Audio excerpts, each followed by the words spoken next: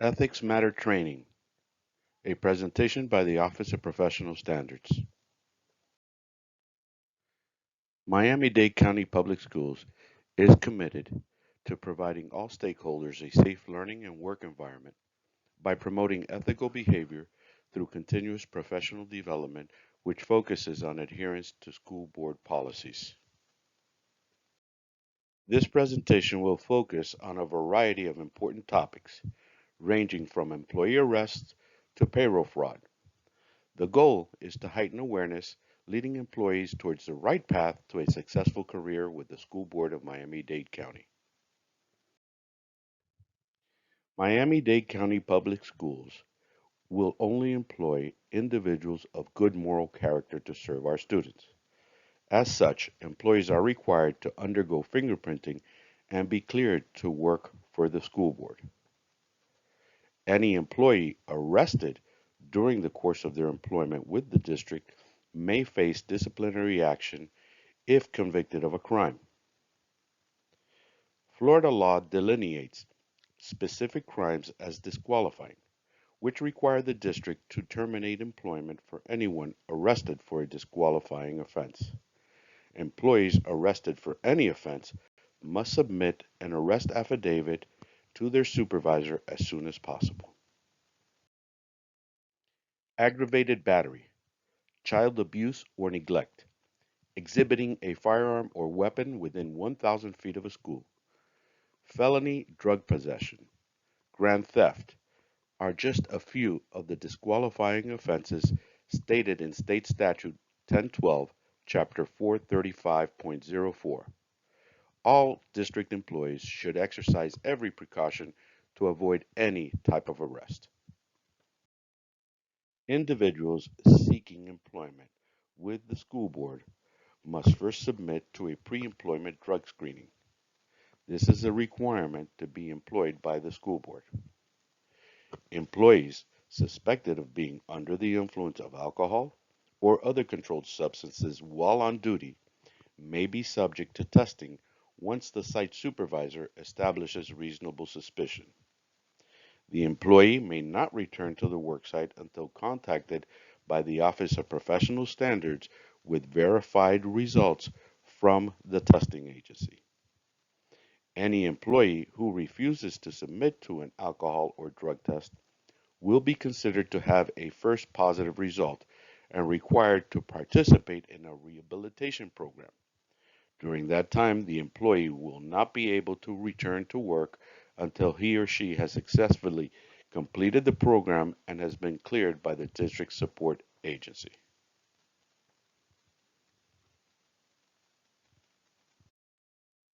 The drug-free workplace policy dictates that we provide a safe workplace for all individuals. Employees on or off duty will not influence students to use or abuse drugs or alcohol. Employees will not use drugs or alcohol while on duty. Do not manufacture, distribute, dispense, possess, or use illegal drugs or be under the influence of such drugs. Miami-Dade County Public School employees are held to a higher standard and are expected to conduct themselves in a manner that will reflect credit upon themselves as well as the district, both in and out of the workplace. As district employees, regardless of your job function, we serve as role models for all students. The Code of Ethics establishes guidelines that will create an environment of honesty and integrity throughout the entire school district in order to ensure that we provide a safe, high quality education for all students. The following are some do's and don'ts expected of all employees. Do not touch, grab, or restrain students. Do not intentionally expose a student to embarrassment or humiliation. Do not use abusive and or profane language or display unseemly conduct in the workplace. Do make every effort to protect students from harmful conditions. Do maintain honesty in all dealings, and do conduct yourself both in your employment and in the community in a manner that will reflect credit upon yourself and the school system. The district's most important priority is the safety of our students. School board employees are required to immediately report any conditions which may be harmful to students. Immediately report to the administration any accident or safety hazard, knowledge of threats of violence by students, and reasonable cause to suspect another employee is engaged in an unacceptable relationship or communication with a student. Remember, student supervision and welfare is our top priority. Do not communicate with students inappropriately or give the appearance of impropriety. This includes texting, email, or engaging students in your personal social media. Do not engage in unacceptable relationships. Be sure not to hug, hold hands, or make any physical contact with students. And always refrain from transporting students in your car. Let's review the following scenario. Carlos is a kindergarten student with a healthy appetite at Super Great Elementary School. As Carlos is getting his food while in the lunch line, he decides to take an extra apple and proceeds to check out with the cashier. Miss H, a food service worker assigned to the cash register, sees the extra apple on his tray and begins to scold and shout at Carlos. Carlos begins to cry and drops his tray. Miss H tells him to go to the back of the line to get a new lunch. Now, let's review the outcome. Miss H's reaction caused the student embarrassment as well as an emotional outburst. Additionally, the incident delayed student progression through the lunch line, causing a disruption to the school's lunch schedule. Miss H could have avoided the incident by simply telling Carlos to return the apple and reminding him each student is allotted only one apple. Miss H's response to the incident may lead to disciplinary action by the school site administration. Employees are strongly discouraged from accepting favors, gifts, and or money from stakeholders. Accepting gifts from stakeholders may result in the appearance of impropriety, which may require you to explain, justify, or defend your actions or decisions. Do not put yourself in a position that may be considered to be in conflict of interest with school board policy. All employees are required to comply with all the provisions contained within the Code of Ethics. Under no circumstances are employees permitted to possess, store, or use weapons on school board property. Only law enforcement personnel are allowed to possess a weapon on school board property.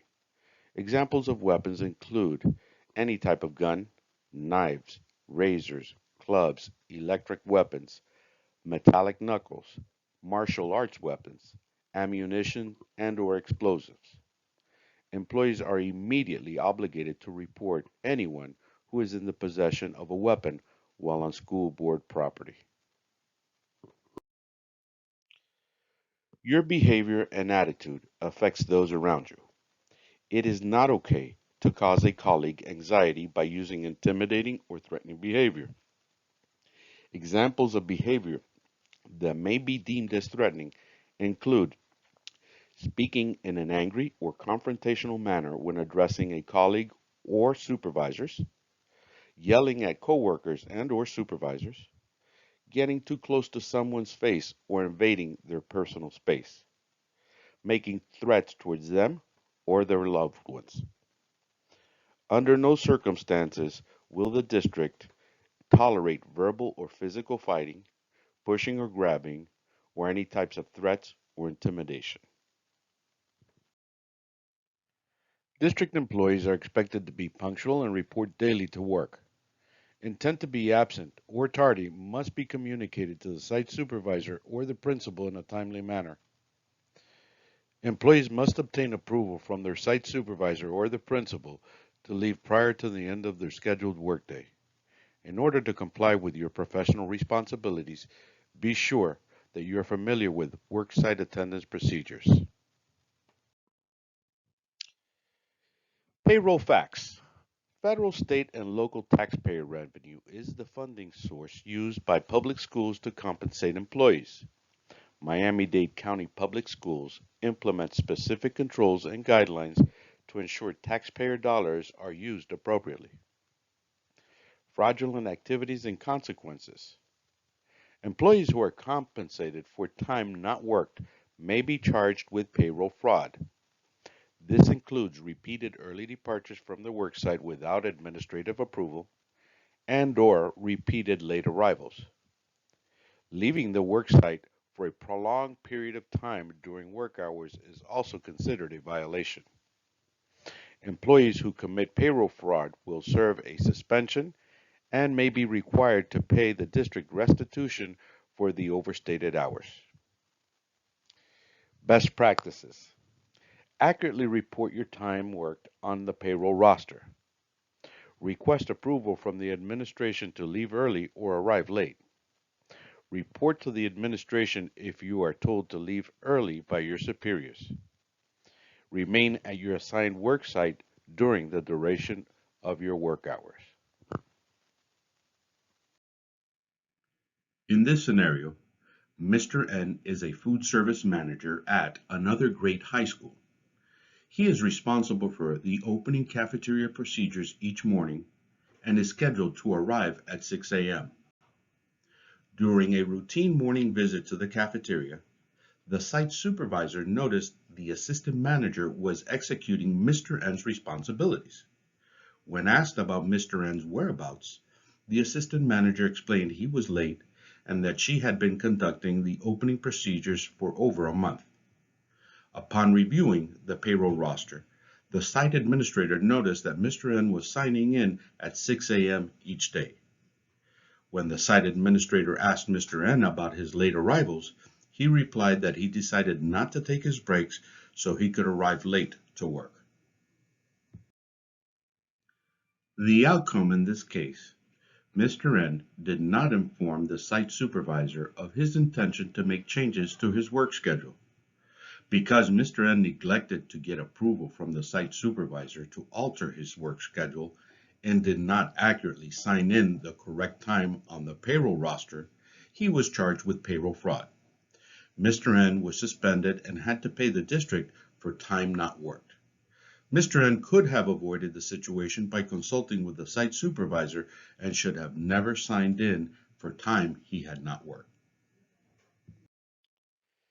District computers and other devices are tools provided to employees and are the property of the school board. These are only to be used to conduct worksite tasks. In addition to the actual hardware, employees are granted access to the district's network via the employee portal and other applications such as email. In order to make certain these tools are used appropriately, please adhere to the following. Keep your account private. Do not use another employee's account. Do not access pornography. Do not use your personal cell phone during work hours. The use of profanity, vulgarities, or other inappropriate language is prohibited. And accessing chat rooms or instant messaging while on the district's network is prohibited. If you're not sure, you can always ask. District employees are encouraged to use social media to reach a larger population of stakeholders in order to inform them of worksite accomplishments, special events, and other information that may be useful to stakeholders. Employees should adhere to the following to ensure the appropriate use of social media. Social media should be accessed on your own time and not during work hours. Inappropriate personal communications using social media are prohibited. Do not follow, friend, or engage in communication with students via social media. It's important to understand that the inappropriate use of social media will not be tolerated. Employees choosing to use social media in an unsuitable manner and or engage in inappropriate communications with students are subject to disciplinary action. As we come close to the end of this presentation, here are some important things to remember. Always respect your supervisor, adhere to your work schedule, be in attendance and on time each day, accurately report time worked, wear your uniform daily, use your cell phone only during breaks and lunchtime, always be courteous when interacting with coworkers, supervisors, and members of the community, and always communicate from a positive perspective. And finally, always avoid putting yourself in a position where you have to defend, explain, or justify your actions. Now let's test what you've learned. True or false? I can have a gun in my car as long as I have a permit for it. False. Except for school police, employees cannot have weapons in a school safety zone. True or false? I can have a beer at lunchtime. It's my personal time. False. Employees on duty should not be under the influence of alcohol. True or false? If I need to change my schedule in any way, I need to follow school site procedures and get approval. True. Signing in for hours not worked is considered payroll fraud. Be sure any change in hours has been approved. We thank you for participating in this presentation, and we hope the information provided has been helpful.